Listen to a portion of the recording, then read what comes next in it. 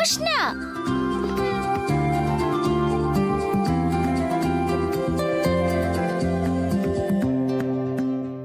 কি করছিস রে তুই দুর্গা? হোমওয়ার্ক করছি আমি। কত বেশি হোমওয়ার্ক দিয়েছে তুই জানিস? তখন থেকে আমি হোমওয়ার্ক করছি, শেষই হচ্ছে না।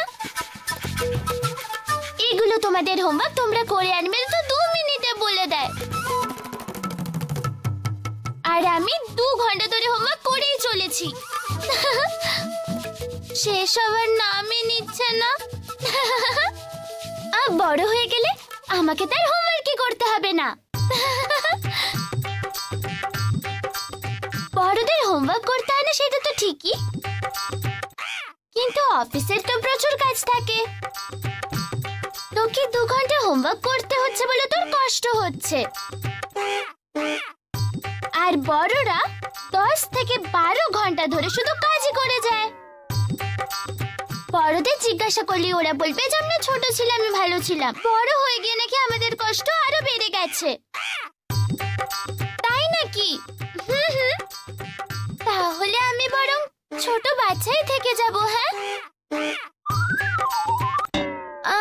মা কেমন আছে রে দুর্গা? শুধু মা না, বাড়ির সবাই ভালো আছে, খুব আনন্দে আছে। তুই কি একটা বিষয় জানিস? কাল থেকে বাবা অফিসে যাবে না বলে ছুটি নিয়েছে, আর আমি স্কুল যাব না বলে মায়ের থেকে পারমিশনও নিয়েছি। কালকে আমি স্কুলে গিয়ে এই হোমওয়ার্কগুলো দেখিয়ে 10 দিনের লিভ লেটার জমা দিয়ে আসবো। কিসের জন্য?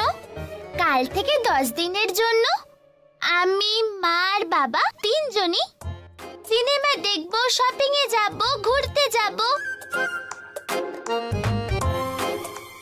মা শিবা আঙ্কেলকে স্ট্রিক্টলি বলে দিয়েছে যে 10 দিনের জন্য যেন বাবাকে শিবা আঙ্কেল কোন অফিসের কাজের জন্য কল না করে।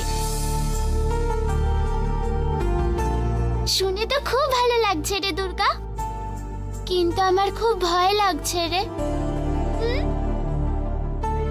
কেন?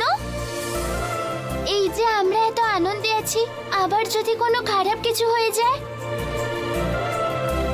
ঠিক সেইভাবে মা যখনই খুব খুশি থাকে তখনই অনেক বড় একটা অঘটন ঘটে যায়।